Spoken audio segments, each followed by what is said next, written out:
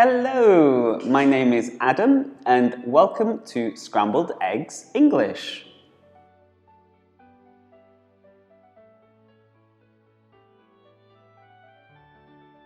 So why did I specifically choose Italy to come to teach English?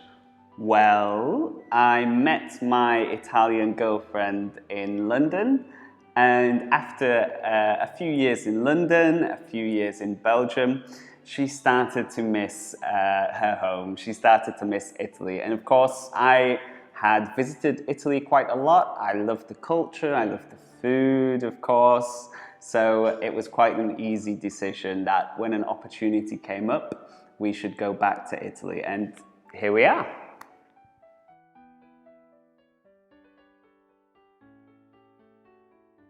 What do I love about teaching? Well, the most satisfying thing for me is when you have a student who in their first lesson is a little nervous, a little scared to speak. And over time during the course, you can see them relax, you can see them become more confident, you can see them starting to smile when they use their English. And for me, that's the most satisfying thing, being able to see somebody really find enjoyment in the language.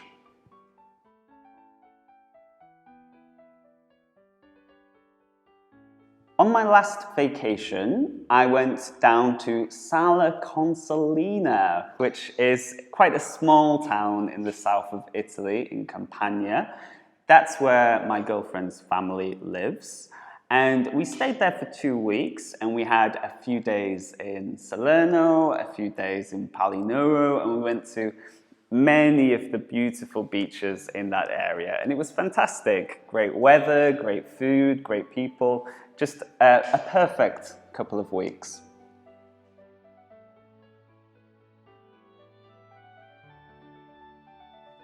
So, my hometown. Well, I was born in a city called York, and I grew up in a small village called Balby. Balby is exactly between York and another city called Leeds. Leeds is also quite an important city in England. Balby was a small Viking village, and of course York is very famous, at least in England, for having a very important place in the history of the Vikings in England. It was a very important city for the Vikings. And in fact, most English cities which end in BY, most English villages or towns, such as Balby, were Viking places. So my local village was Balby, the closest town was called Selby, and the closest city, York, was one of the most important Viking cities. So lots of Viking influence in my area.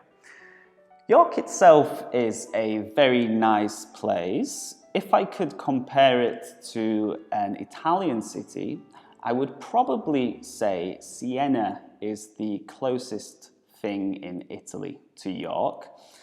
York has a castle wall which goes around the outside of the centre, and in the centre of these walls there is a large hill with a castle at the top. And if you are lucky enough to visit northern England on one of the few sunny, clear days of the year, then you can go to the top of the castle and you can have a great view of all the old Viking and Tudor architecture. It's a really nice place, especially for a weekend trip.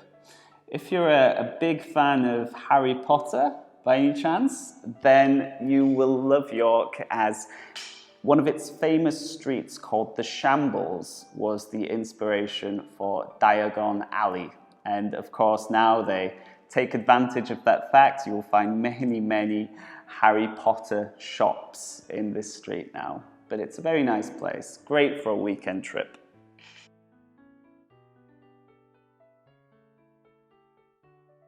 My favourite food from England also comes from my area, and that is the Yorkshire pudding. Now, you may have heard the word pudding, and you may associate it with desserts, but the Yorkshire pudding is not a dessert. It's kind of like a savoury pancake. So you use many of the same ingredients as you do to make a pancake, but you don't use sugar. And while a pancake is a flat circle, typically, a Yorkshire pudding is cooked in a way which makes the edges rise. And this creates a sort of bowl. And in this bowl, you could put meat, you could put vegetables, but typically we just put it on the same plate as roast meat and roast vegetables. We pour gravy, which is a meat sauce, really, and we pour gravy all over the top of everything, and then we mix it all together and we eat it like this. It doesn't sound so elegant, but it's very nice, and it's one of the few British foods which I still cook here in Italy.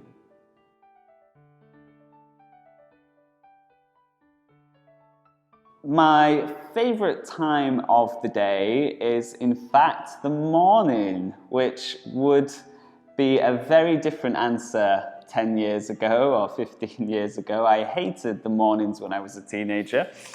But now it's the time when I feel the most energy, I feel the most alive, and I feel the most excited for the day.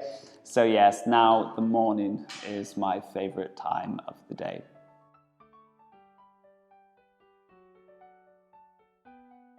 So what kind of student was I at school?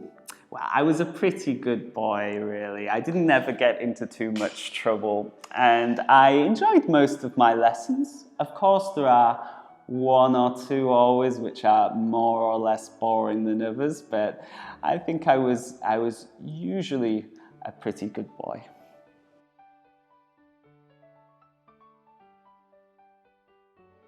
So, cats or dogs? Cats or dogs? Well, for me, this is quite an easy answer. Although I do really like cats too, my heart is with the dogs. I had a black Labrador when I was growing up. Beth, R.I.P., she was the greatest, the love of my life. And I would love to get another dog sometime in the future, maybe a smaller dog for an apartment here in Milan, like a dachshund or a little Yorkshire Terrier, for example.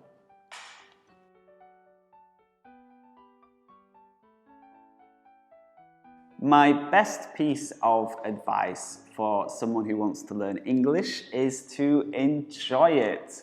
It shouldn't be a chore to improve your English. Of course, sometimes there are tasks which are not so fun, like memorizing the irregular verbs, but this should be a pleasure for you.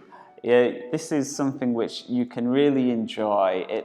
Learning English unlocks so many opportunities for fun. You can watch new TV shows, you can watch new movies in the original language, which we all know is so much better. You can meet new people. When you travel, you can have interactions which weren't possible if you didn't know how to speak English very well.